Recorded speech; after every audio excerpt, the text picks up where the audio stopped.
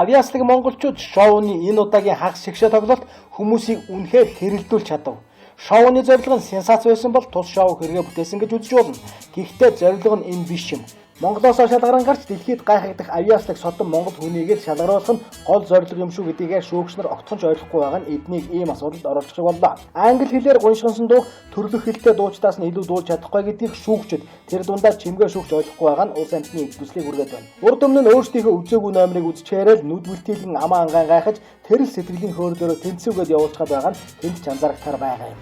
Эсвэргээрээ дэлхийд ховор Монголын язгуур урлаг хөөми урдын дуу шуранхаага тоохгүй хасаж яжгаад байгаа нь эрхэмсэг оршихуй урлагийн төрөл жанрын талаар боловсрол нэгэн байдалд харагдаад байгаа нь олон түмний эрдүүлсдийг төрүүлэх нь аргач юм да. Ард түмэн бол мэдээж дөрвөн шүүгчээс илүү. Цээлхэн хоолоогоор шуранхайдынхан дуулсан дүүрсрэнг хасаж орхисон явдал нь энэ маргааны гол цөм юм.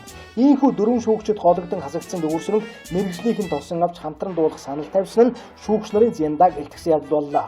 Нэвтрүүлэг чимгээд гологдсон дүүрсрэнг мэрэгжлийнхэн тосон авч байна гэдэг чинь нэг юмыг л хэлээд байна да, тийм ээ.